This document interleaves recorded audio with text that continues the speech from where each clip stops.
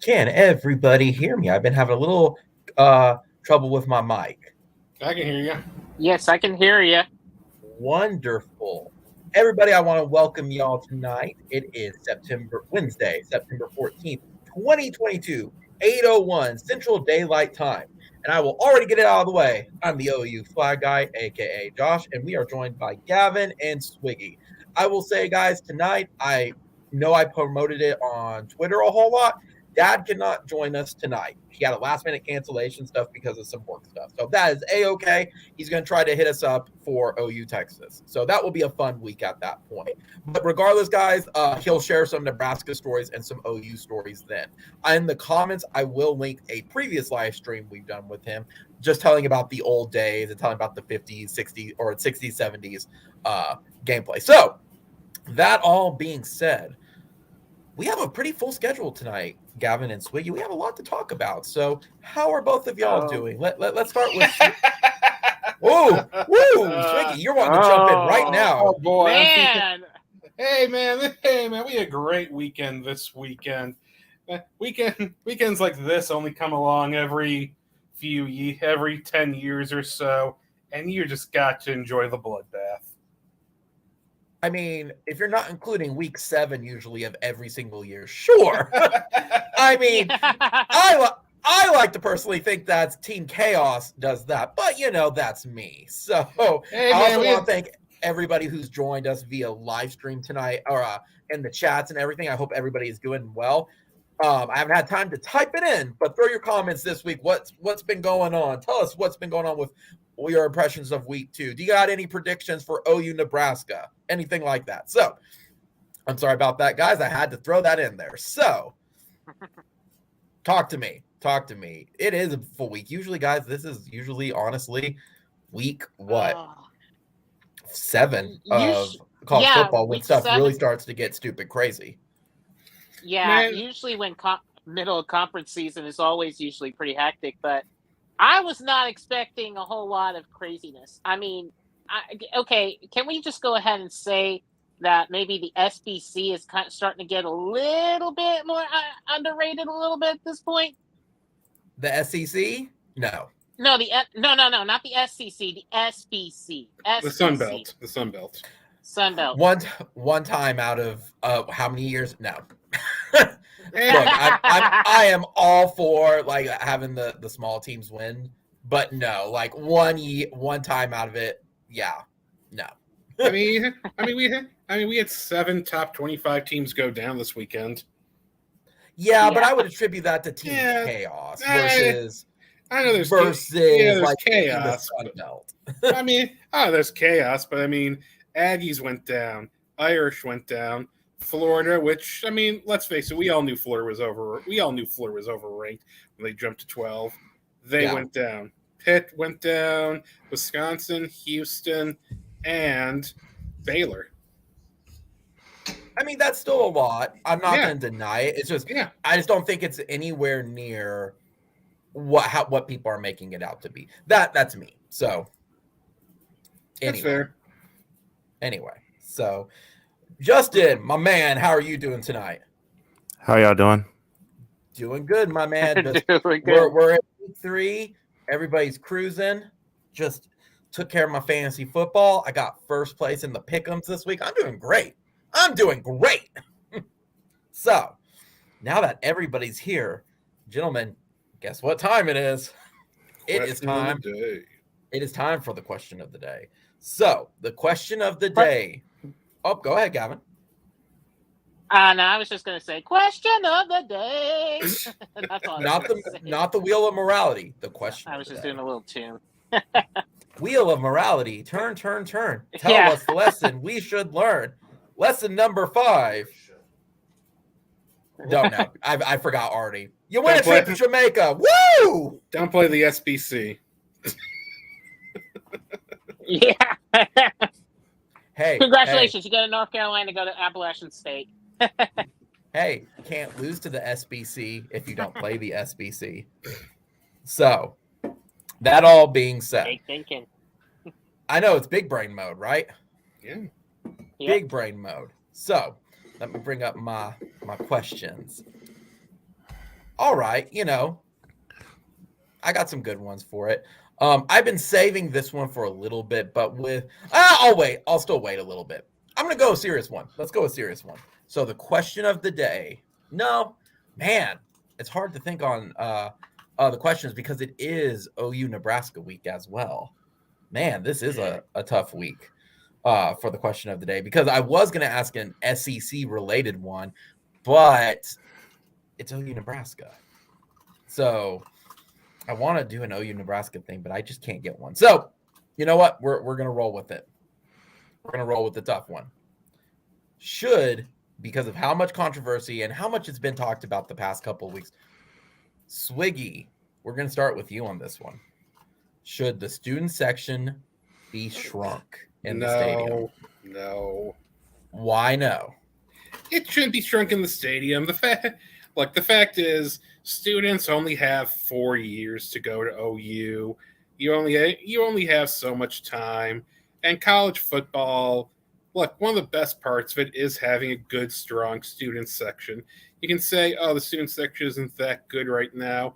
Well, looking back, the fact is, when you blow out teams enough, people don't want to stay around in the heat. People don't want to stay around in the sun. I would contribute some of the lack of student section as, you know what? I don't want to roll out of bed at 11. I don't want to roll out of bed to make it to an 11 o'clock game to watch them play Kansas State. I think having some SEC teams, I think having some more big teams in here will matter if they do more things with the lights. But no, don't shrink the student section because at some point we're going to want that student section. Moving to the SEC, we're going to need a good student section. And I think students do show up. I just don't think you get a student section to show up for 3 straight games of 11 a.m. starts. That is true. Do you think that what's it called? That if the student section was shrunk, they would give it back? No. You think they would permanently take it too? Yeah. That's how I feel about it. Gavin, what about you? How you feel about it? Do you think, the student section should be shrunk, or do you think they should keep it the same? I'm kind of like with Swiggy at this point. I think, if anything, I just kind of keep it as it is. He pretty much took all the points I was going to take anyway. So, you can't. It's like it's part of the atmosphere and everything, and it's like you can't really have a good college football game without like a good student section. It's just can't do it one without the other. That is my opinion too, because honestly, I think if you shrink the student section, that just opens up too many doors at that point. And as much as people want to complain, is this a student problem that they want to go party on campus corner afterwards? Is this a administration problem because they're doing nothing to keep the students engaged? Yeah, I think there's legitimate points on both sides. I was a student, but I'm also a diehard football fan, so I would stay and be a glutton for punishment regardless of what was going on. For me, it all depended on what the weather was like. Like night games, yeah, you know what? I'll stay for all 4 quarters. I don't care what's going on. It's nice. It's cool. It's a fun thing to do on a Saturday night. And then, because, let's face it, campus corner and the parties are always, come on, they're going until 3. They're going until 3 o'clock in the morning. I don't have to get out of there. I don't have to get out of there right away. But correct. But you know what? If it's an 11, if it's like I said, if he gave me 3 11 a.m. games, I just can't force myself to go to all of them. Unless it was something like a number 1 versus a number 2 and then a number 3 or something, then you could force yourself. Oh yeah, definitely. Yeah, definitely then. But and I think that that's the thing. Moving to the SEC will hopefully give us some new blood where, instead of having these teams we've beat up on for a long time, we may, so we may not go undefeated every year, but if there's some more competitive games or there's some better games and we're not stuck with 11 a.m. anymore, you'll get students to hang around. It gets hot. It gets hot out there by the time it's 2:30 by the time it's 2 o'clock in the afternoon. And, do I want to go and see that? Do I want to go and see that in previous years? Am I going to go out there for Even for Utah, Kansas State, and then TCU, and TCU wasn't good. I wouldn't really. Yeah. Justin, I mean, concerning the sports stadiums just in general, because that's still a problem throughout campus nationwide, would you shrink the student sections? I guess it depends on the school. If you're so, I would talk about y'all. Is this a situation for y'all for Oklahoma or just all around? Yeah, it's a bit of both. It's a bit of both. I really think it depends on the school and the population and enrollment rate of the students. I guess. I don't know. It seems like the students kind of bring a lot more energy to these kind of games, get a lot more passionate about what comes to college teams. But I don't know. It's kind of one of those situations. It really depends on the school. Yeah. And that's fair. So I'm also the same opinion of, I get it. I know there's plenty of people who are complaining about it, but at the end of the day, I would not shrink the student section because once it's gone, it's gone. And there's no guaranteeing where that allotment's going to go at that point. And you don't want to create the artificial scarcity of it when, to be honest, this is the students' event first. Yeah. I know that's an unpopular thing to say, but it is the students' event first. They should be able to do it. And at the end of the day, I said the same thing of if they want to leave early, yes, then maybe the admin should do something for it. But welcome to capitalism. They paid for it. If they want to leave and their ticket get wasted, that's on them. So I'm going to do Gavin and Swiggy really fast. I'm going to do a follow-up question of the day to theme it. And I think this one themes as well. Swiggy, very quickly, give me one sentence. Favorite moment of Sooner Magic?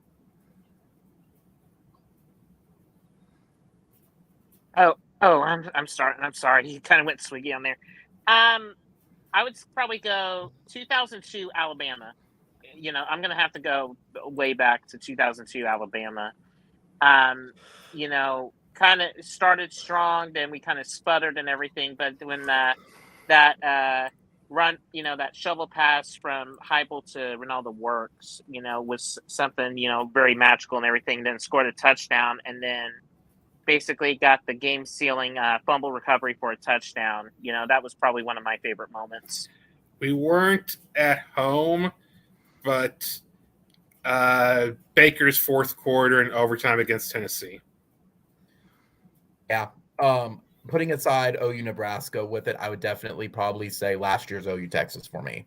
That was just only because I was in person for that one, but there's different moments for it. So, Justin, is there any favorite OU moment for you for that you can remember where OU just comes back or does something where it's like you expect them to lose and then all of a sudden, wow, they pulled it out?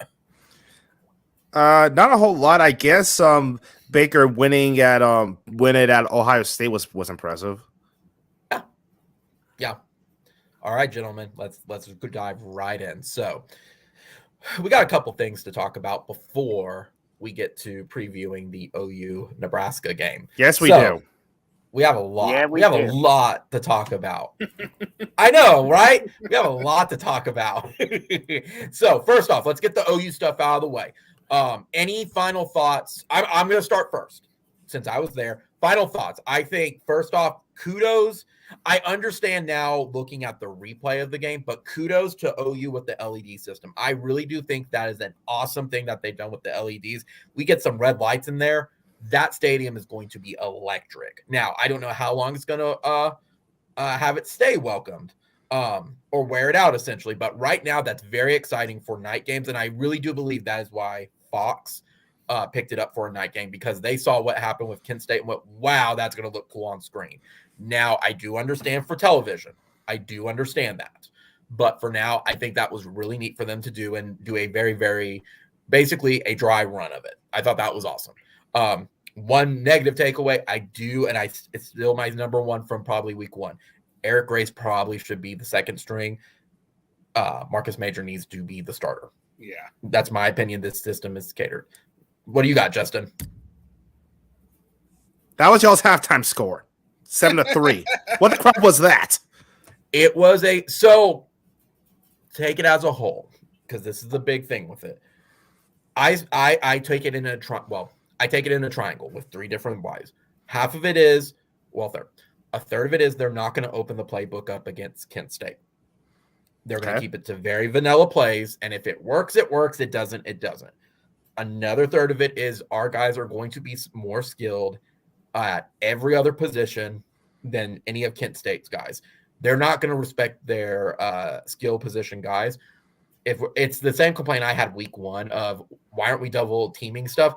They don't care. They're not going to force that when they don't need to.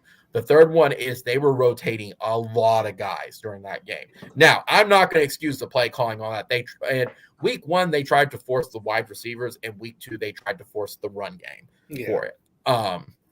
End of the day with it, it was a really shitty first half. I'm not going to disagree, but there was no danger that OU was going to lose that game because the defense was manhandling Kent State.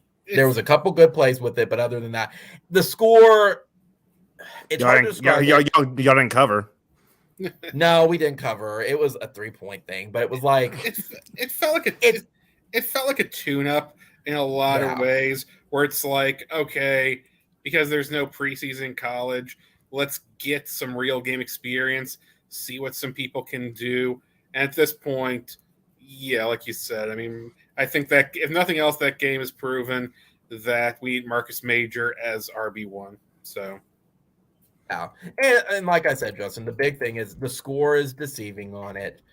The play calling was atrocious, but there was never a point where anybody thought we were going to lose that game. Period. If I may add one more thought, though, too, I thought the O-line just could not get its groove going on. That's true as well. Half. And this is something I said time and time again. You know, I mean, look, I know Wanya Morris is coming back and everything, but that O-line need to step itself up, if anything, because if they go in there like they do against Nebraska or, you know, go on further down the line against like maybe Baylor or something like that, you're not going to win, or Kansas State especially, you know, you're not going to win a lot of games, you know, if that O-line was playing vanilla in that first half, even if you have Marcus Major back there. Correct. That's true. And the other thing I would throw in there, because to me, the more things change, the more they stay the same. And I said this before, that I do think that while you can get a lot from games like this, whether it's OU, Alabama, Texas, throw whoever you want in these little cupcake games, there is things you can take away from it. And that's not stuff that you can change overnight. Dylan Gabriel telegraphing his plays. That's a big one. And not learning to throw the ball away. And guess what? I have been saying that for 2 weeks now. All of y'all are my witness, even earlier than that. And now some people are starting to pick up on it of, yeah, like maybe this is going to be a problem because he has not figured this out in 2 weeks. Now, he may, same thing. He may not respect Kent State and UTEP, but who knows? But you see where I'm going with that. So that's kind of our takeaway. OU still wins 33-3. They move 2-0, and they enter their last non-conference game against Nebraska this week. If anybody has been under a rock for about 3 days, OU is number 6 in the AP polls, and several teams lost in front of us, so we jumped up one. And additionally, if you did not see it, and we'll go a little bit more into it like in about 5 minutes, Scott Frost was officially let go at Nebraska, which, depending on who you ask, I mean, Swiggy, you and I have talked about it.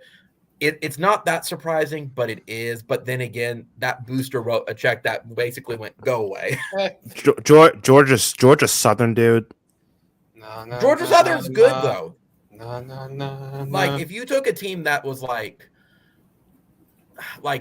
Georgia very solid team, them and Appalachian State, man, I would take them. And Florida State. Speaking of, man, I watched the end of that game when they beat A&M. That, man. Georgia Southern has a very good offense, but Nebraska has never lost at home when they've scored I think it's 35 or more points until Scott Frost.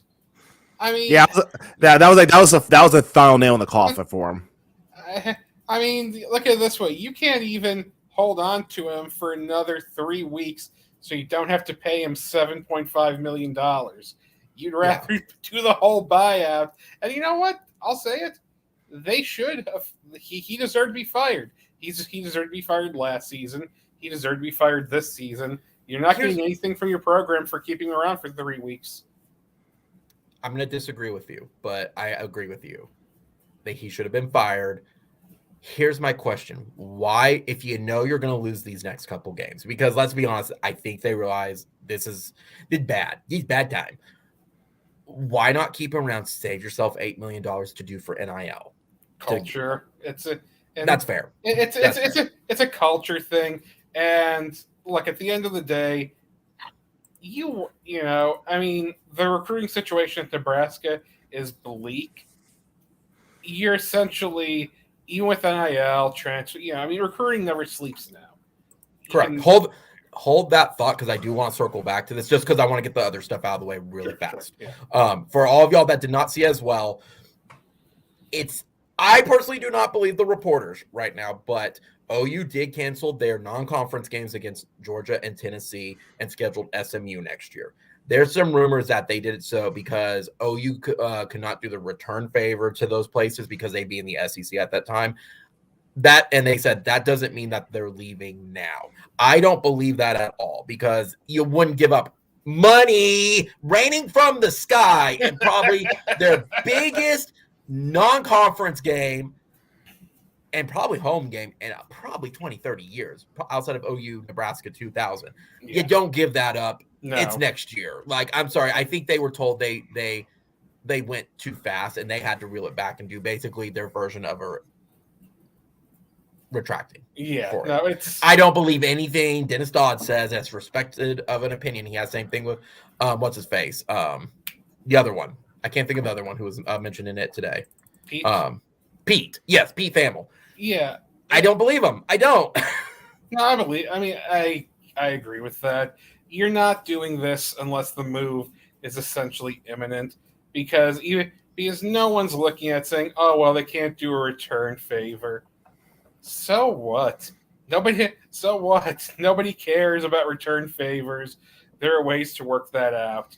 Right. I think it's happening. I'd be more surprised if it didn't happen at this point. So, and let's be honest, why I look at it this way, and feel free, Justin, Gavin, Swiggy, feel free to disagree with me. If they're that concerned about the thing, just make it a neutral site game for a year. I don't think OU or Georgia would have cared, because that was going to bring out people anyway, regardless of where you held it at. Cotton Bowl, Atlanta, the Peach Bowl, the Sugar Bowl, who cares? They would have showed up.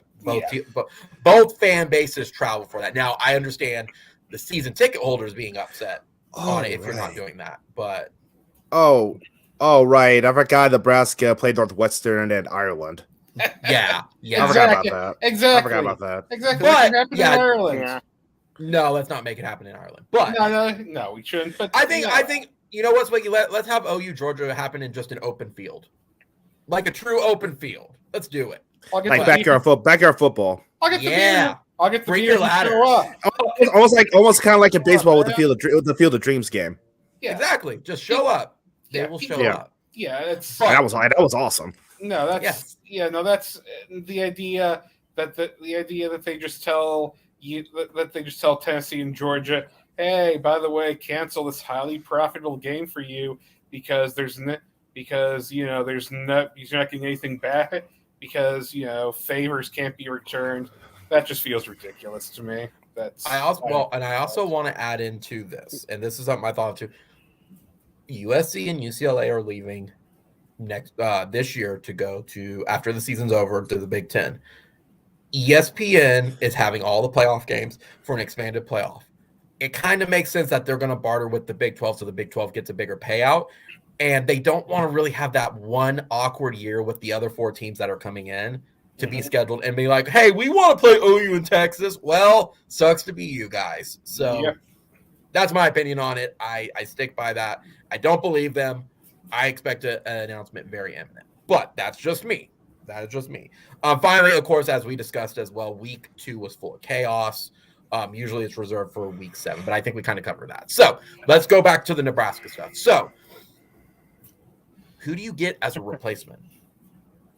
Because Matt Campbell's name's been thrown around, and I'm like, it's a good stepping stone for him, and I think he has hit his peak at Iowa State, and I think he could get that program back under control. And I think Nebraska needs it because I'm thinking of this in 2 situations. let's compare OU and Texas. OU thought outside the box, did not get anybody related to OU in any capacity with Bob Stoops, and it worked.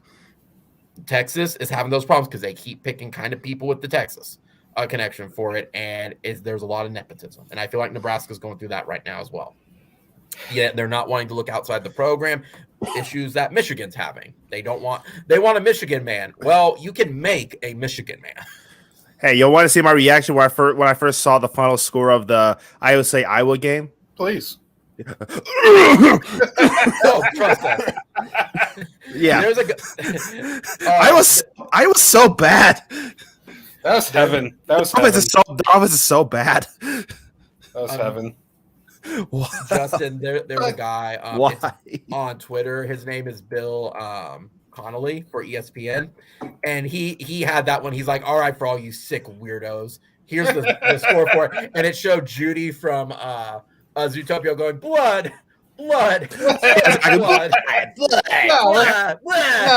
No, but I'm going to say this here. I think Nebraska. It's easy to say Nebraska should. I just don't think Campbell fixes any of Nebraska's issues. I think that they need to really think.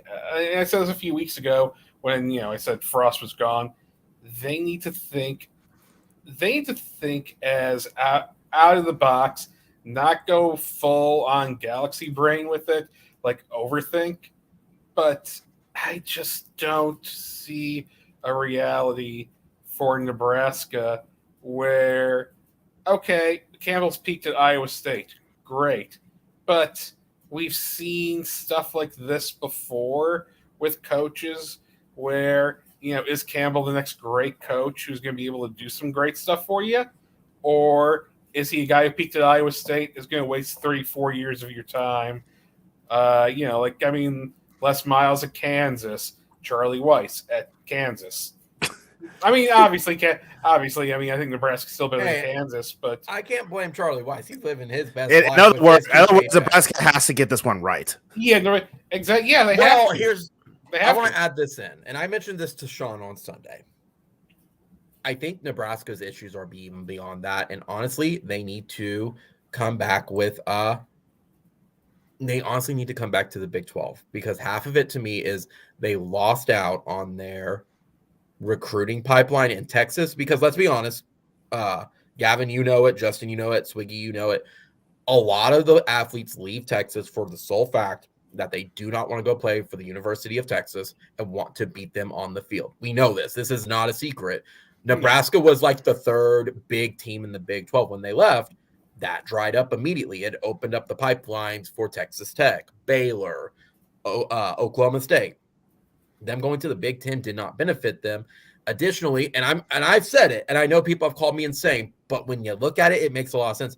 Why would anybody want to go to Nebraska when you can go to Ohio State, Michigan State, Pennsylvania? Or you have the very diehard people that are going to stay in their state that are not legacy players. So what I mean by that is the Iowas of the world, where or Wisconsin's or Minnesota's, where they have a legacy with their players on their own versus having like a Texas that you hate, that you're going to go play for the team that's going to beat Texas because OU is not going to recruit you, as an example.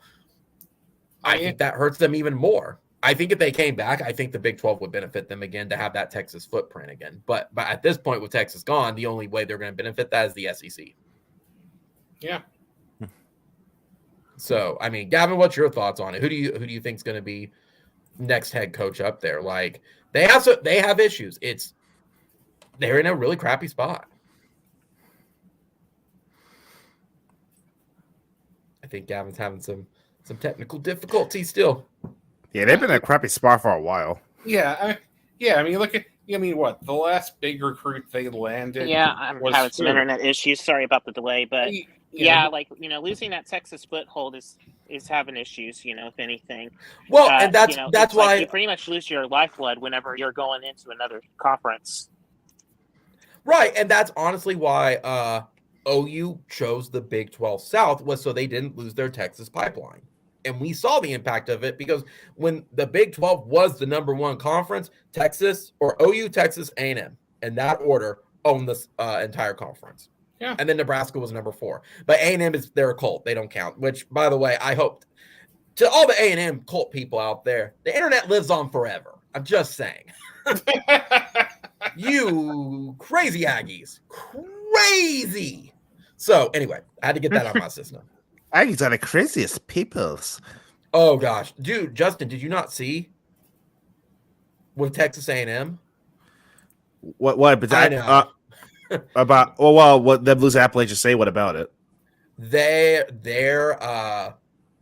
midnight yell got leaked, and it's pretty bad. Like, y'all have a culture problem bad. Like, there should probably be some people in a lot of trouble. I'll leave it at that. And they did some racial stuff. They did some racial stuff, didn't they? Oh, of course they did. Of course they did. Whenever that stuff happens, of course it always leads back to that. And but A&M has a cult problem, not culture problem. Cult. Yeah, see you. Yeah, they're Swiggy. Cult. Swiggy, I want you to say that slowly. A culture problem. Culture. Sure. Yes, you can't spell culture. Well, and don't get me wrong, all fan bases are half cults, but they're the next level. But anyway, no, Justin, what happened was so it leaked, and then they got upset. So Texas A&M is trying to C&D that video, everybody, and everyone's like, "This is the internet, my dude. Reshare, re-upload, make a new account. Don't let this die." And A&M's dumb. And not to mention, did y'all also see Texas A&M's cornerback decided, I'm going to go drag racing in a parking lot or a parking lot? Okay, that was awesome. I'm sorry. That was no, it wasn't. It wasn't. It wasn't. Because it really wasn't. Was this like after the game? Yeah. Well, guys, I should know that the loss didn't mean that much to him. It just means he's just going to invest his name, image, and likeness money into bonds. And Fast and Furious 12, Aggie blood. Yeah. Anyway, way too many of those anyway. Anyway. Yeah. So Nebraska's problem is it's a nepotism problem. It's a culture problem. And, Sean brought it up, and I don't disagree with him. When can you remember the last time Nebraska was good that has replay value in HD? You can't. We're in like 1 or 2 of the Sioux years in HD. If maybe I can't remember, but the fact that's even a question is a bad sign. Literally, the last player I remember being good come out there is Sioux. Yeah, and did you see that? He is their Someone recommended. Their draft's been horrible. Did you also see that Sioux said he wanted to be head coach? I'm like, bro, you are not head coach material. Okay, so once again, that would be the funniest thing I've ever seen. So I'm for Sioux for head coach at Nebraska, just because, man. Yeah, I know. Man, that'd be more fun. That'd be better than Urban Meyer Jacksonville. Yeah. Before we jump into the main preview of Nebraska, because we can make fun of Nebraska all day for it, I want to give y'all the trivia question. And it's a simple trivia question. Oh, God. Scott Frost played there as a court SQJ for 2 years? Yeah, he was on the championship. Yeah. That's why they hired him. Yeah. Yeah. Okay, that's something I didn't know. I'm just going through a list of their past QB, see if I know any of these guys. Yeah, Scott Frost was a national championship quarterback. Like, he was very respected, just like Josh Heupel was here. And he just got fired. He's just sometimes they're not meant to be head coaches, and unfortunately, Scott Frost is figuring that out. At least not in Nebraska. Someone else. Well, there's Taylor Martinez as a 4-year starter. Smaller school will hire him just because he did have some good years. Gee, I don't know none of these guys. Adrian Martinez, what the crap? Who the crap is that? Adrian Martinez has been there a million years. Another 4-year starter, maybe 5-year, honestly. Clay Helton got hired at Georgia Southern, so we'll see Frost pop back up somewhere. Exactly. Yeah. So he'll probably be a coordinator or something. Yeah. I want to give y'all the trivia question really fast. So everyone knows the legend. In 1976, with 3 minutes left on the clock, OU scored 14 unanswered points to win against the Cornhuskers 20-17. Barry Switzer is credited to be the first one to coin the phrase. However, what is the only documented time that the attendees have rushed Owen Field? I am only aware of one time, and it should be an easy one. It should be very obvious. Wasn't that the 2000 Nebraska game? Swiggy, do you agree? That sounds right. I'm not 100% sure, but that sounds right.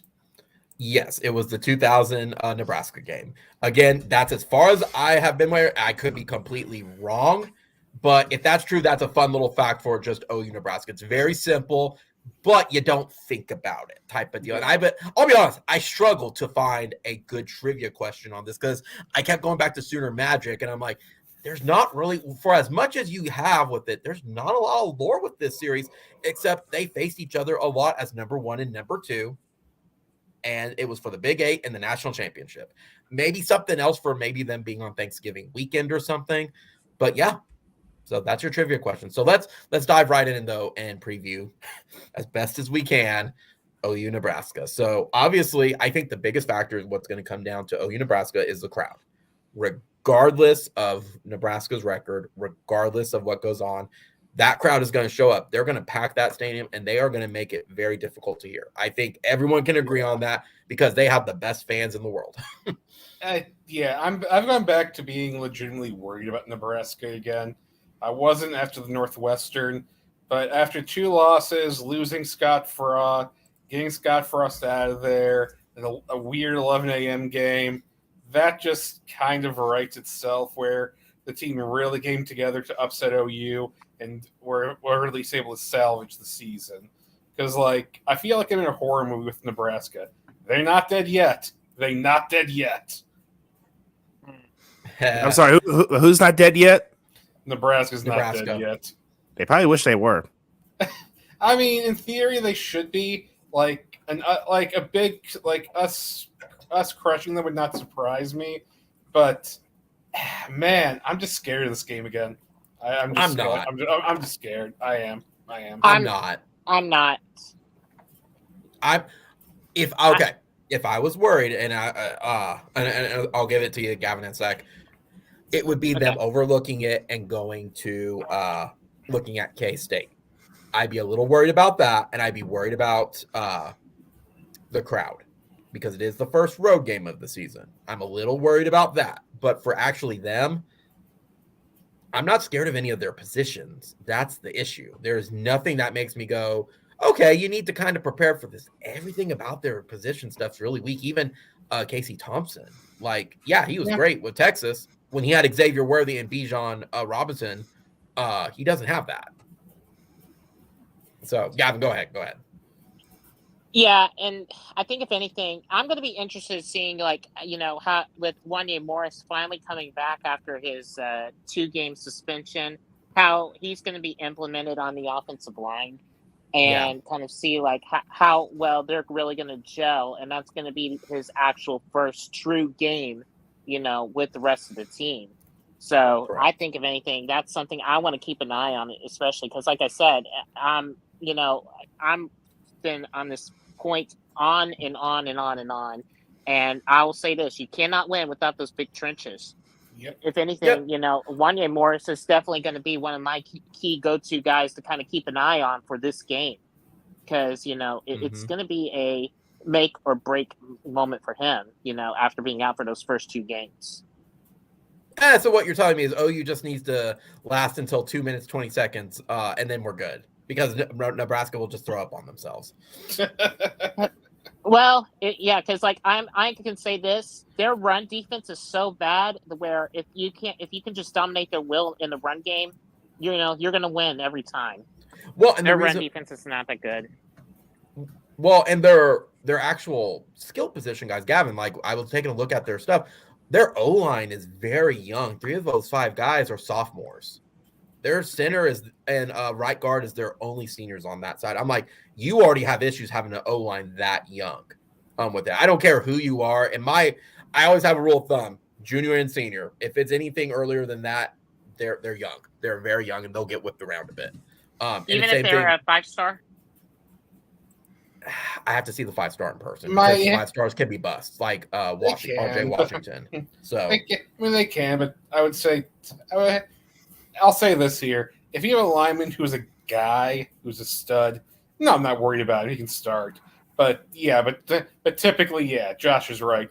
Just because even guys who are studs have to put on weight, they have to build that strength, they have to build that stamina, they have to build everything. And Gavin, there are freaks, but it's like Orlando Brown, like he was a freak. Gerald McCoy, they were freaks, but like I'm not worried if they're a 4 or 3 star. It takes time. That's why they usually sit out for a year.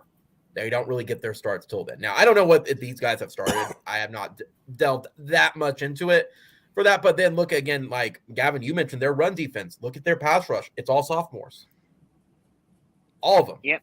And I have no confidence in them stopping. And I'm knocking on wood saying this, of course. But I have no confidence in them stopping Marvin Mims or Theo Weiss. I don't. I think they're much better, and I think Drake Stoops is going to be the skill position guy when you really need to pull like that really, really neat little trick play that no one seems to notice Drake, and he just happens to get open. Yeah. I just don't see anything on their side of the ball that scares me. That's the big thing. That maybe the best is their running back. I mean, Gavin, does anything on their side of the ball scare you at all? Anything? I mean, I would probably say, and forgive me if my internet's been having issues, I would love to see if they would do better containing the pocket, because that was kind of something that concerned me when we were going up against Kent State. That was sort of where, that Kent State quarterback was really going all over the place, too, and was starting to make plays, out of nothing. So I would love to see better ways of closing in that pocket. Yeah. That's sort of my biggest issue.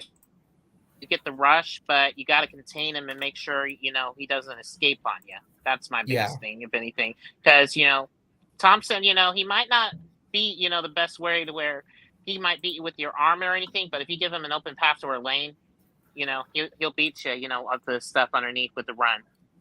Right. And that's where we could say, like, even with their young offensive line for it, I would say definitely contain Anthony Grant, because, I mean, looking at his stats, he's averaging about like 9 yards a carry. Now, that could be against weaker defensive lines. I think this is going to be the best defensive line they've faced so far, and that could be a thing as well for it. But AJ and Anthony are kind of the big two. Casey can move around, but I think our guys are a little more hungry for him and may keep him contained. I don't know. I just want to see it in person for it. So what about you, Swiggy? What have you got? I mean, like I said, it's just the chaos aspect, and and we're not totally sure what will happen. OU's the more talented team. OU should win, and it shouldn't be a big problem. But I'm just worried about chaos. But I mean, really, look, Nebraska hasn't looked good. Nebraska hasn't looked good at all this year. Mm-hmm. I mean, they just haven't. And maybe they'll look better with Frost out. But even then, it's not. I don't think going from Frost to your assistant head coach is going to change too much in a week. So, do you think they did so well is because he lost the locker room? I think he lost everyone. He lost the locker room. He lost the boosters. He lost the fan base. And at this point, this is when, look, I guess that's the question. If you know you're going to fire him, there's no point in delaying, because you don't want any recruits coming in who might be working with Frost. It's better just to do it now, see if he can get some names lined up, and start moving forward. There was nothing to be gained by holding on to him another 3 weeks. And that's sad if you think about it, too, that this is the thing that's overshadowing the game itself, is Nebraska being so bad, their coach is the big news. Yeah. Do you think they're going to have a coach in place, or they're going to go all the way to the end of the season with this interim? My guess would be it depends what you define by the end of the season, but I think they'll have a coach by by the championship weekend. I think that's when they'll have it. They'll pick off either a coordinator or a mid-major, or or a mid-major coach, or they'll find someone. Because right now they're kind of just stuck, Mm-hmm. which is unfortunately for them. Okay. Here's my question: would you hire Matt Campbell as your head coach over at Nebraska? I would not know. I would say yes because there's nobody else at the who? moment. Matt Campbell, the head coach of Iowa State. Okay, if he even wants the job, I mean, he seems to be pretty set up at Iowa State. Yeah, but this will get you a stepping stone to Ohio State, and that's what he ultimately wants is to coach there. True. It was Ohio State or Notre Dame. It was one of the two, and that would be a true promotion for him for it because I also think he's peaked at Iowa State. Yeah. I just think that's where, even if you're trying to make a stepping stone to one of those other schools, Nebraska's just not really going to give you any kind of recruiting base or advantage. And if you fail there, your next step is a mid-major. You're not getting a big program if you fail at Nebraska. Now, mind you, if you succeed and bring Nebraska back, then yeah, of course someone will look at you. But I just think Nebraska has too many problems. They're too much like Tennessee. I would not take it if I'm Campbell. If I'm a coordinator or someone else, of course I take the job. You know, it's a difficult position for him. I'm trying to think anything else with Nebraska. So we talked about their offense, who kind of look out for Casey Thompson, of course, their running backs and some of their wide receivers, but their weak points definitely that O-line, and then their defensive guys. Like, yeah, there's going to be a lot of guys that are really, really good, but at the end of the day, like they're young as well. I don't think they have the talent for it. I think honestly, OU's biggest thing again is going to be that crowd. At 11 a.m., I think 11 a.m. could affect them a little bit for it because you are up in Nebraska for it, and it's big noon. So I mean, I was trying to think anything else for Nebraska though. Like Gavin, do you got anything? I think if anything, I mean, I know we talked about Casey Thompson, but I think if there's one play that they usually have a lot of success in, it's basically a rollout play action that they do out of the pistol and they roll out to the right. Because, we talk about, because with the O-line issues and everything, they're probably going to do a lot of rollout play action passes, to make sure that O-line, doesn't get beat, every time. And so I would just say maybe watch out for those plays that they have every now and again. And so, that's probably going to be one of their better plays to go up, if anything, against our defensive line. Yeah. There's not a whole lot. I think next week's going to be the big game that we talk about, unless for some weird disaster stuff happens at Nebraska for it. I think OU's going to take care of business at Nebraska. I wouldn't see any reason why. My last take is corn is good. I can't have corn. Oh, that's sad. Yeah, digestive issues, man. Hey, I can't have corn. Diverticulosis is a thing. Can we get that kid from TikTok and everything about that corn or something? I like corn. I like corn. I really like corn. No. No. So yeah, kids overqualified. That's a Cheeto. Kids overqualified, man. Kids way overqualified for the job. That's fair. Well, with that said, guys, I will move on then to our final segment because Dad can't join us tonight because, again, work stuff came up. But that's okay. So why don't we go straight into our next part? Let's go into our pick'ems, guys. So FCS, guys, I'm going to have to send to y'all in a message because, unfortunately, in our pick'ems, the FedEx people have not picked the game yet, which is really weird, but usually they do it by now. But they haven't. So I will have to wait to send the FCS one. That being said, why don't we start with College Game Day? Troy, 1-1 at Appalachian State, who's also 1-1. Appalachian State is favored by 12.5. Swiggy, we start with you. What do you got for me?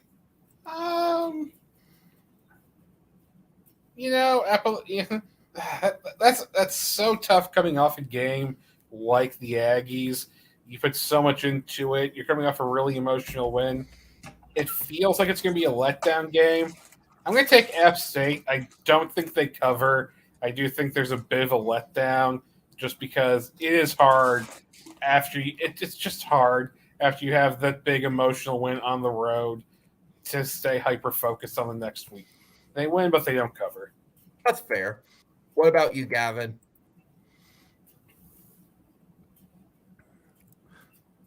What's the matchup again?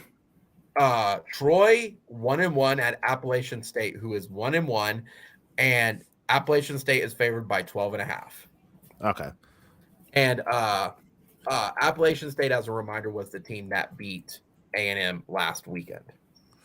Okay, I think Gavin's still having internet issues, so I guess I'll go ahead and go. Sure. I'll say Appalachian State wins and they'll cover. Any particular reason why they cover for you? Not really, because it's a home team. I don't really know anything about Troy. Yeah. I could bring it up for you. 2022 Troy. I like horses, man. Giddy up. They lost to Ole Miss in the opener 10-28, and then they won against Alabama A&M 38-17. That's kind of like the big extent of it. So that's a dragon, not a. I know. No, I just Spike would be give you a really look. What do you are you still gonna stick with app on both of those? Yeah, why not? Sure. I'm gonna side with Andrew. Appalachian State, but they're not gonna cover. I think they're worn out from last week against Texas A&M. Yeah, I'm gonna take app on both the cover and the win. So really, all right. Yeah, all right. We got I some think selections all over the place. Yeah. All right. So next one, Gavin, you're up. Number 13, Miami, 2-0 at number 24, Texas A&M, 1-1, and A&M is favored by 5.5. Oh, let's see. This is going to be Cristobal's first true test. Do I think he might get it? I just don't think so at this moment. I think I'm going to have to go with A&M at this point. I think they'll bounce back. Okay. And are you going to think they're going to cover the spread? I'm trying to think. What is it, like 5? It's 5.5. 5.5. I would just say by a touchdown, yeah. So I think A&M will cover. All right. Justin? Huh.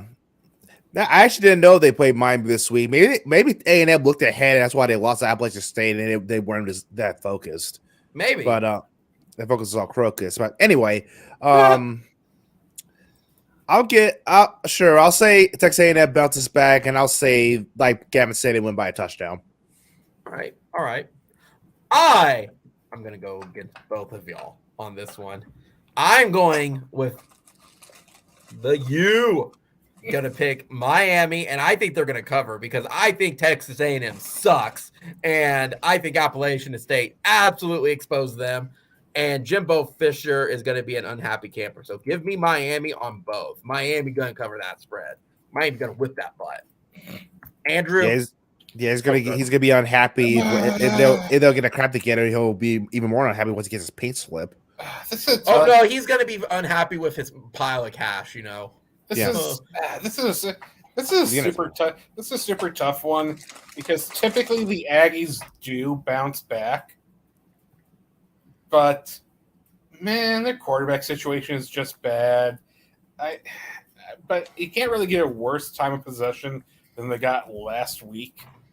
I think they their time of possession was like 19 minutes, which was just abysmal for them. Yeah. That's tough. Cristobal is a good coach. However, first year in Miami, I'm going to say the Aggies cover by a touchdown. It just feels like a game that the Aggies win, and they can try and say, "Hey, Appalachian State doesn't really matter." So you're saying Aggies winning cover? Yeah, Aggies winning. Cover. Wow. All right. That's a tough one, but. I don't think it's that tough, but that's me. I think A&M's going to be so upset that he's lost the locker room. I think that's what it is, but who knows? All right, Who yeah, knows? you might be right. I don't think they're there yet, but well, I mean, we'll see Saturday. So Yeah, if they do, I'll just come back and be like, "Who was right? Who was right?" I had a buddy message me, and he's an Arkansas person. He saw all the OU news, by the way. He's like, "Man, I can't wait for y'all to join in the first season, and if you play us, for us to hand you that L." And I went, "Oh, buddy, my bro. OU ain't coming in here to participate. We're coming in here to conquer." So, all right, next up, Justin, you are up next first. We've got number 12, BYU, 2-0. The Mormons. The Mormons versus number 25, Oregon, 1-1. Oregon is favored by 3.5. Ducks fly together. Fuck. I'm sorry. That's hard. This is a tough one. That's why I picked it. And the funny part, there's not a lot of games like that this week. There's a very, very crappy schedule this week. There's only like a couple games. And it's like BYU at Oregon. That's gonna be like one of the late games. Like I saw like at 9 my time. Pac-12 after dark. Yay! heaven. Almost heaven. Almost heaven. And that's a tough one. 3.5. Jesus. I guess I'll take BYU. Not really. Don't really much reason why. I'm honestly just like it's honestly a coin flip at this point. Okay. Are you going to take BYU with the spread as well, or Oregon with the spread? Oregon favored 3.5. Yes. I think I'll take BYU. I think BYU will cover. Okay. Well, yeah. I'm going to do Oregon on both, and this is my logic. I don't think BYU is anywhere as near as good as what they showed last week because Baylor was out 2 of their wide receivers. Oh, yeah, that's right. That's right. They're missing 2 wide receivers. Correct. I don't think they're as good, and I could be wrong. They just haven't done anything to give me any type of flashes for it, so I'm going to say Oregon on both. Andrew? BYU, because there's no way I'm betting on Bo Nix. That's a good reason. Fair point. Yeah, that's a that's a no. BYU to cover. I mean, I'm trusting Bo Nix against a ranked team. I just don't see it. I'm not doing that to myself. I kind of agree. I don't think BYU has shown as much as they need to. Like I wish they against. But I just don't think Oregon has either. It's Bo Nix, BYU, and they cover. Bo Nix is basically like Detroit Lions version of Matthew Stafford. When he plays like somebody good, he ain't shit. Yeah, that's about right. Yeah, I got BYU covering. There's just no way I can see any of this doing good for Oregon. They're just going to go down the tubes, if anything. So BYU for both? I got BYU for both, yes. Okay.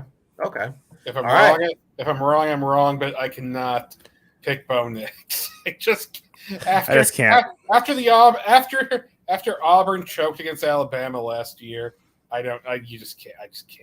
And even though Bo Nix rhymes with kicks, a bland ass cereal. Even though it wasn't Bo Nix. But Bo Nix is just cursed. So Bo kicks. Bo Nix is cursed. Bo kicks bland ass cereal. Okay, sorry. Yeah, no. Next game up, and I'm up first. I got another hard one for y'all. This is a good one. I have North Dakota State, number 1 in the FCS, 2-0 at Arizona, 1-1.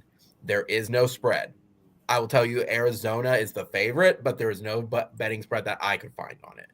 But I will tell you right now, I'm going to take the Bison.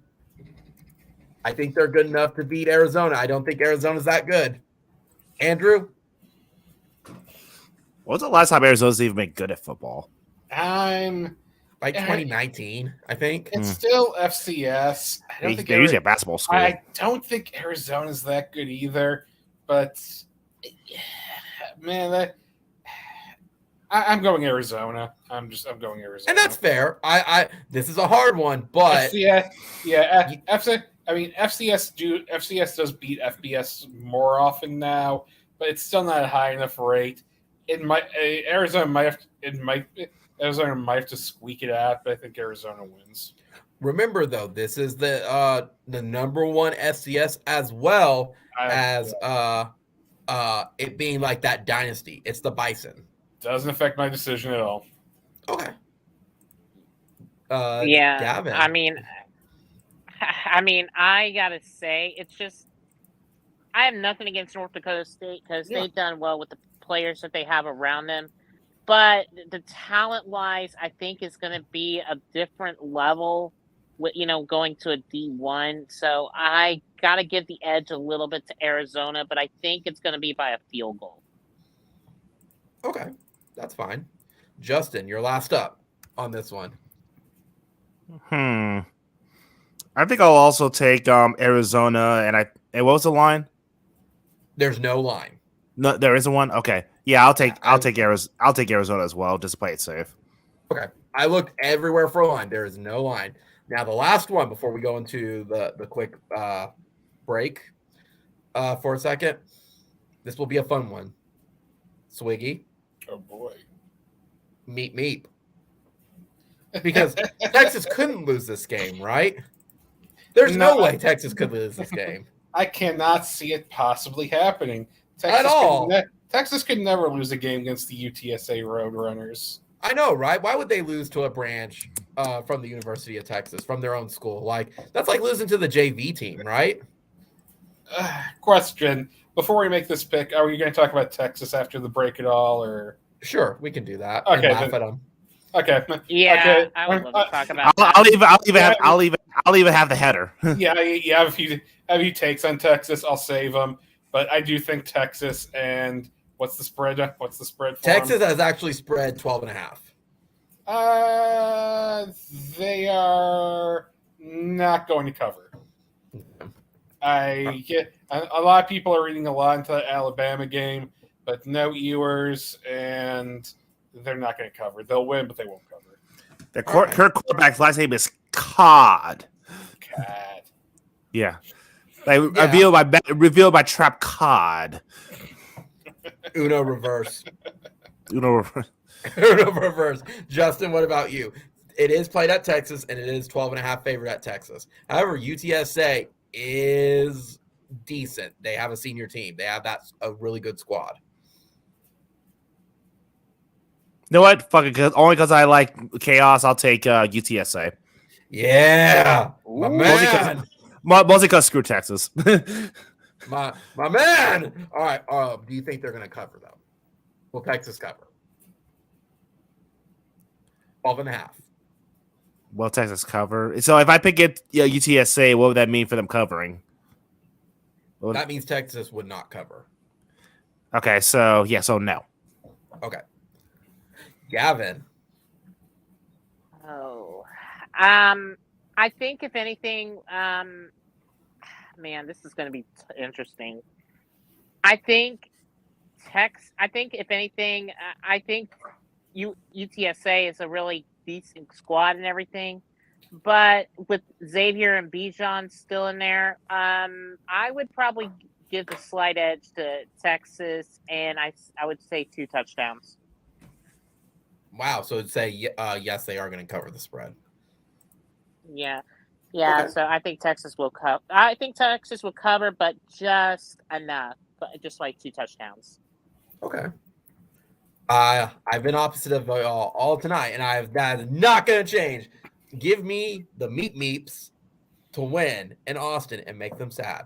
Because all right. Their quarterbacks are injured, but I do think Texas covers. It only makes sense. So I got one more thing, then we can kind of talk about Texas. Or we'll make our predictions for OU Nebraska, and then we'll talk about Texas for a moment. So I want to as usual, thank you all to the new subscribers. We gained 4 new subscribers from this last week, and we're up to 174 in total. All 4 of y'all were hidden, so I don't know who subscribed. So again, thank y'all for subscribing. Each and every one of you gets us towards our goal of 1,000. So thank y'all again. And as a reminder, we play the Cornhuskers this Saturday on Big Noon Kickoff on Fox at bright and early, cock-a-doodle-doo, 11 a.m. So get your breakfast or your brunch or both, whatever you do. corn. So Except for you. Except for you. Except for me. No cap cut for you.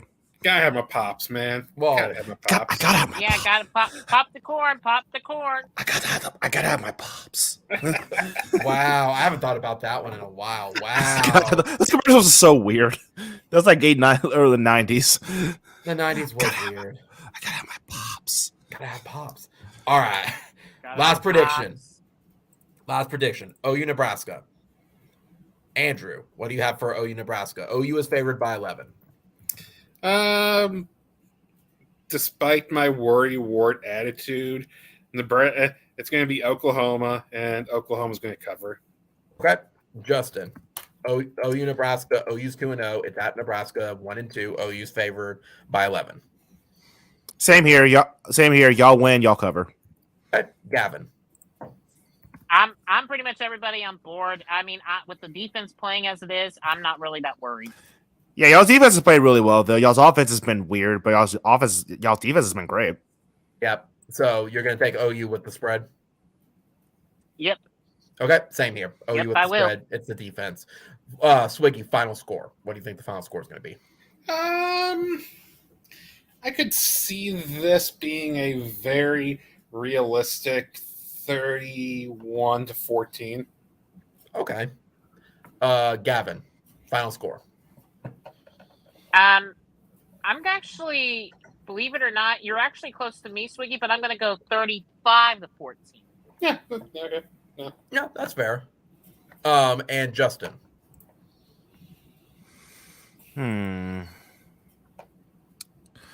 I'll say 31. I'll go 31. 31-17. I'm going to go 41-21. I think they're going to break. Or no, 41-24. They're going to break the 20 mark with it because this is OU's true first test. And I think they're going to score a couple times. It is Nebraska. I'm willing to give them over the. Most of the game will probably be all up in like 28-3. Y'all giving like garbage time touchdowns. Correct.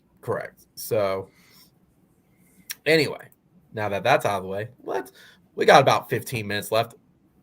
Can you laugh at Texas for 15 minutes? I can laugh at Texas for 15 minutes here. Everyone, laugh at Texas. It's like laughing at the Knicks. Well, No, Justin, it's like George of the Jungle. All right, everybody, this is the point where we point and laugh. Ready? Or throw our heads back and laugh. Ready? It's not just Texas. It's Alabama, too, because Alabama sucked. Alabama didn't look that great. Okay, if I may say this was probably the most undisciplined play I've seen from Alabama in such a long time. I mean, there was even at one point they had 8-9 penalties within the first half or something like that. At one point, Saban was livid. At one point, Alabama was so pissed. At one point, Alabama had more penalty yards than passing yards. That's what you need to know about the game. And you know what? Texas could not. Texas couldn't close. They could not.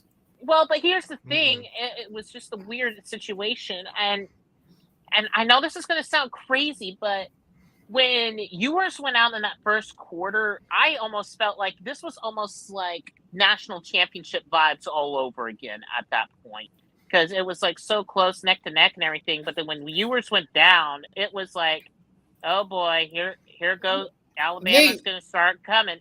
They still had their chances. I know, Swiggy, but it was so weird because it was it just had that feel because. Okay, if you take away that 80-yard run, the Alabama rushing attack was not that good. Nope. If anything, they were having struggles with that. I mean, the only difference in that game that you had was basically Bryce Young, who almost had like a Heisman type sort of game, that kept themselves in it, and their special teams. If you didn't have those two players in there, Texas would have won that game. Yep. I did feel that Texas got robbed a little bit, like when they had that safety taken away. It wasn't a safety because No. no, if I may, Was his arm going forward? Was his arm going forward? The ball got batted. His arm did go forward, and here's the thing: the running back was already there in the vicinity, so it couldn't be there because it was basically ruled a forward pass, and it was receiver there, so there was no intentional grounding, and his hand was still on the ground anyway. Yeah. So because if anything, now if it was a forearm, then that's a whole different discussion. But no, there was not a safety. Okay. I'm sorry, Texas fans, but you got to learn to understand that. If we're talking about hands or something like that, no, that's not. What about well, go ahead, Justin. Go ahead. And to add to Gavin's point, how about you not drop a touchdown pass and not have your kicker miss like a 30-yard field goal? I think that one was shanked. That was when I knew Texas was going to lose. That 20-yard they shanked it in the first half. They left at least 10 points on the table. To be Alabama, you cannot do stuff like that. You got to pretty much play perfect. I even tweeted about it. You had to play perfect to be Alabama, and they did not. No, not even perfect. They just have to play well. And you know what? Alabama wanted to give them the game. And you know what? I'm just going to say this here. Everyone says, oh, this is such a good sign for Texas. This is the first Texas looks like. They played with pride. They blah, blah, blah. What do you want, a cookie? What do you want, a cookie? Exactly. They didn't close. They didn't win. And you know what? Let's just look back to last year. You know who else lost on the last-second field goal to Alabama? Auburn. Florida. And how did Dan Mullen? And how's Dan Mullen in Florida? And how's Dan Mullen doing right now? Fired. Exactly. That game. Look, it's nice you only lost to the number 1 team in the country, Alabama, or number 2 now, I suppose. Whatever, by 1. But you know what? That doesn't matter. You still lost. There are no moral victories in college football. If you're supposed to be a big program, you gotta talk all that shit. You gotta talk all that shit, and you're gonna try to get moral victories. Nah, that's not gonna work here. I'll say this here: if you're an FCS team that loses by 1 to Bama, yeah, sure, I'll give you that. But you're supposed to be a big program. You're at home. Alabama looks as sloppy as possible. You've contained Bryce Young. You've contained that running game.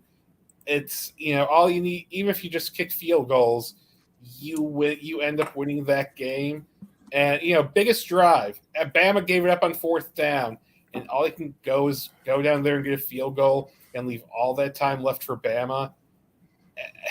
It's good. Texas, good for them. Texas played well, but you know what? They played well against us. We had to do a crazy comeback, and look how the rest of their season went. Yeah, and you can't even rate Texas like that too, because Texas they get up for Bama. They get up for us. Yeah. Can they get up for anybody else? That's the real question. But here's the other thing too, and this is something I've been having struggle with.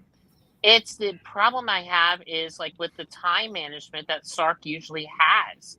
It's even if you take go back even to last year's OU Texas game. Time management, was not that strong of a suit. He gets good play calls, to where he gets some fast and running or anything, but can he manage, the clock and all that? I just have not seen that with Sark. If anything, at that point, that's been my biggest concern. If anything, they do not know how to manage the clock when they need to close out. OU somehow, fortunately, last year and everything, but Bama, when you give them that much time, for a 2-minute drill, they're going to go ahead and methodically go down there and get the points they need to do it. Okay. And also, again, Gavin's point, how often do you ever see a Nick Saban team look that sloppy? Never. You have to be able to beat them when they're doing that level of slop. You never see that from Alabama. Y'all watch the game. Y'all saw the game the team was driving Saban nuts. He was going crazy. And I was like, why? It was like, God, we got you know what I mean? You know what I'm saying? Mm-hmm. Yeah, especially with like Swiggy mentioned with all the penalties. Yeah, I mean that's a game. That's a game Texas has to close. Bama kept shooting themselves in the foot, and they right there. They aren't there. Bama play like ass. Yeah. I mean, when it's right there, you have to close that game. I don't care if you lose that game by 1. I don't care if you lose that game by 10. If you lose a game against Bama when Bama is that sloppy, I don't think all these commentators are being realistic. You have to close until you prove you can close and win big games. Like, you know what? Like when people are saying Texas was back 6 years ago or whatever when they beat Notre Dame, you know what? I was okay with that because at least that was a win. That was a win against a big-time program. They gritted it out. I would accept. I 100%. If you pull that off, you deserve all the praise in the world. Yeah, but they didn't pull it off. They still lost, and like Gavin said, there were time management issues. Now we would see worse time management issues later this week, but Texas. They also the Kansas last year, so keep that in mind. Exactly. I do have a question because y'all haven't brought it up yet. What do you think about? I've heard it from both sides. What about the tackling with Alabama? Because I've heard they were rough and they should have been called a lot more. I've also heard the way they tackled, that's not called really. That's an NFL thing, especially with the tackle on Ewers. Yeah, it was a hard hit. It wasn't dirty. Right. Okay. The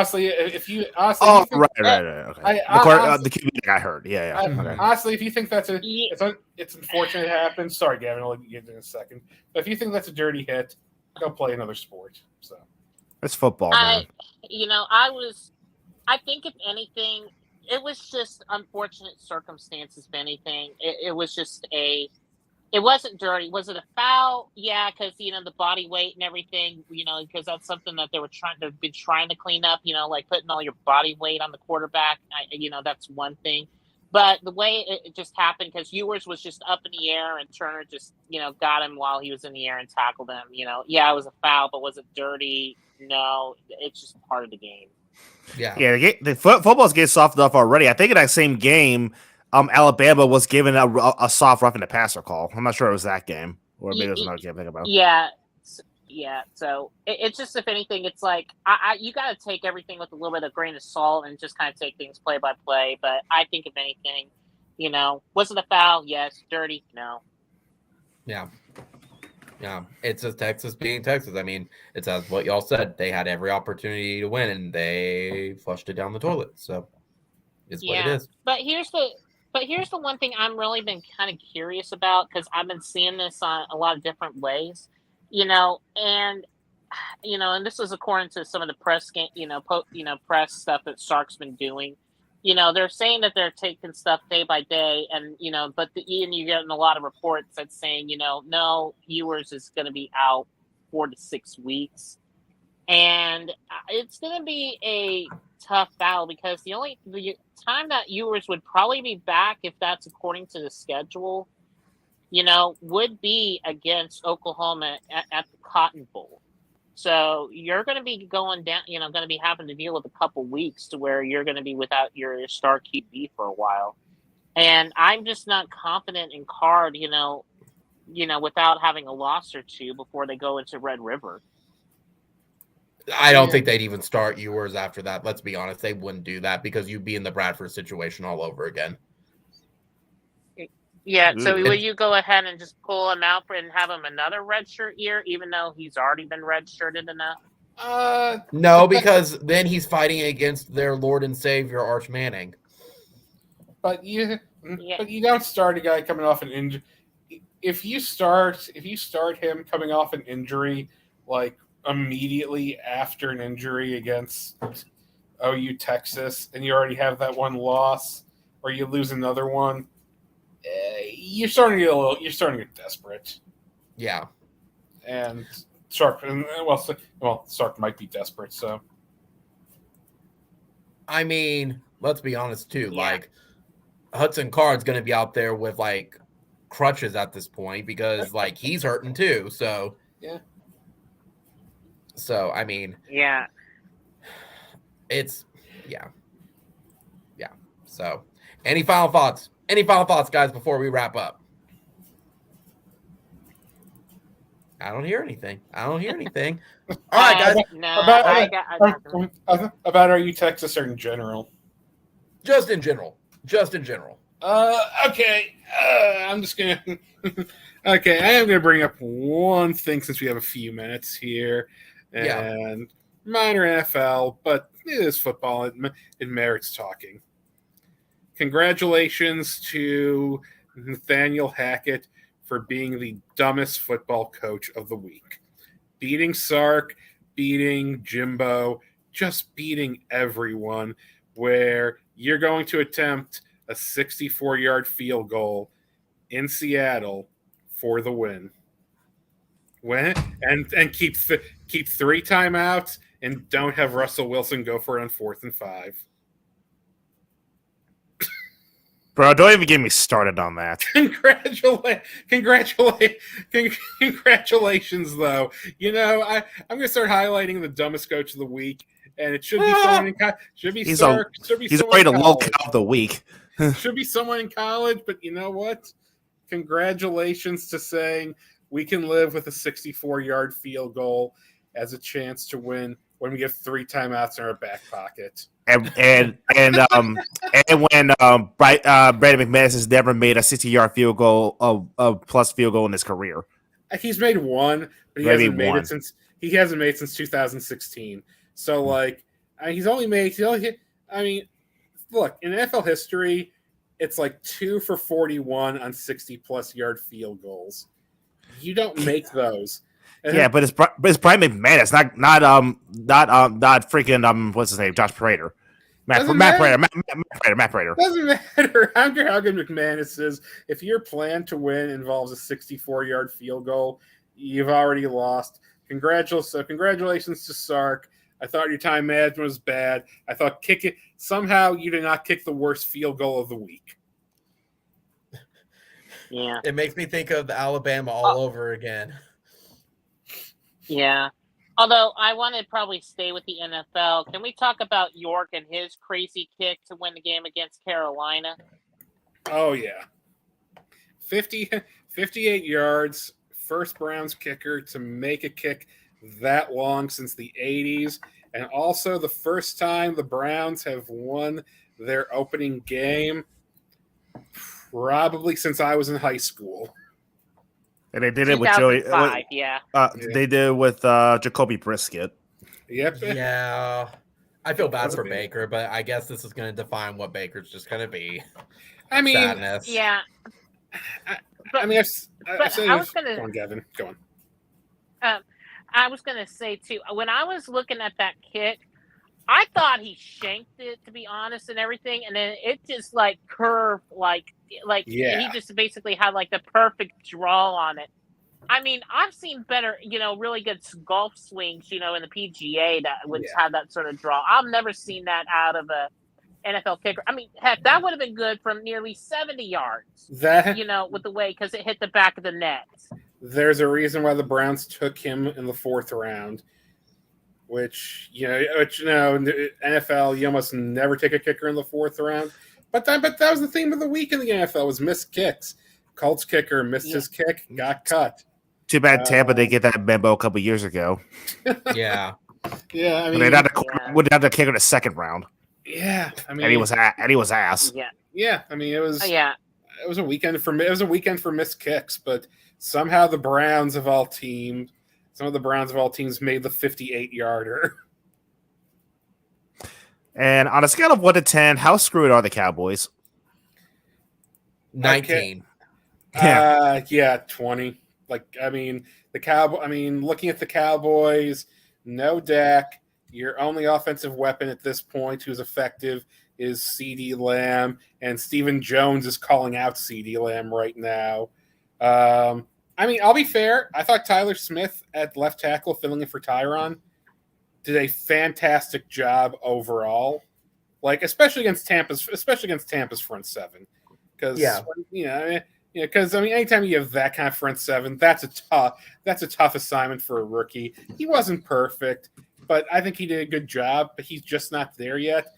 And you know what? This is the chickens coming home to roost for the Cowboys. Okay, you got rid of Amari Cooper. That's fine. You saved money.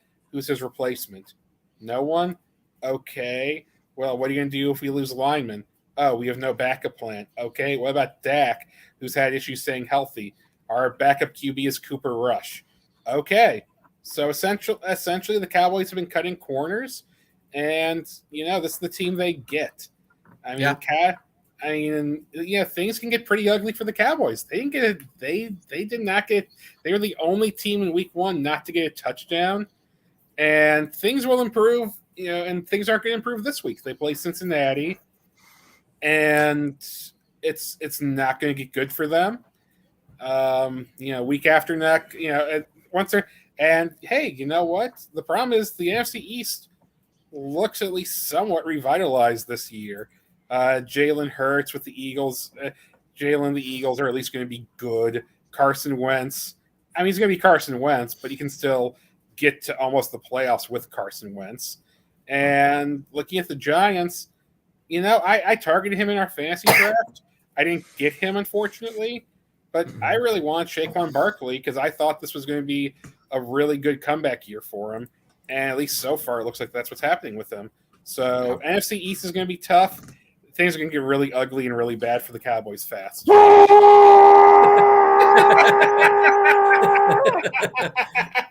They actually lost to the fucking Giants. Okay. All right. Had to let it out. Yeah. Just let it out. I've had that build up for way too long this week. Well worth it. Fucking Giants. What the hell's wrong with you Titans? All right. I want to say is, like, speaking of Cincinnati, that their game against the Steelers. What the crap did we just watch?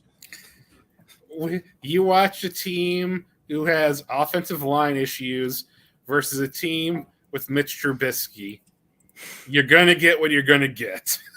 But didn't they fix that in the draft? Like, that's what was supposed to happen. No. Unfortunately, they haven't yet. The Bengals always struck me as a team who could take a step back this year because, I mean, they snuck into the playoffs last year, and all their wins were most of their wins were last-second field goals. They barely beat the Raiders. They had that weird comeback against the Chiefs. It's really two of the games they in a division because the other team lost it. The Chiefs lost it and we lost it. Yeah, exactly. Stacked them 9 times. Yeah, exactly. If Tannehill doesn't throw that interception at the end, I mean, they can. It only won because McPherson made all 5 of his field goals. Yeah. So and that's what happened this last week. So I'm not surprised. Like, I like Burrow. I think he's good. I'm not surprised, but if Cincinnati takes a step or two back this year, that just hasn't surprised me at all. And I mean, I also don't think the Steelers are going to play as good a game. But I mean, Steelers defense is still scary, but they're going to be without TJ Watt for a few weeks. So, yeah. NFL going to be interesting. So. All right, guys, it's time to wrap up.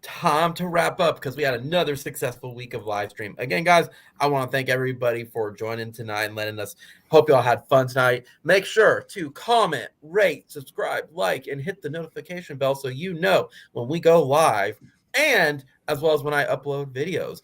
As a reminder, join Sean and I Sunday for our post-game Nebraska recap and kind of the very, very first preview of the Kansas State game, as well as any Week 3 recap as well. Again, guys, we have that game this Saturday against the Cornhuskers, and it might be the last one for a good while. Depends on what the schedule will look like. So I hope everyone enjoys it, and anyone traveling up there, have a safe road trip up there. Only got one more thing to say, guys. Boomer Sooner, only one. Hope everybody has a good one. See y'all. See ya. Peace. Later.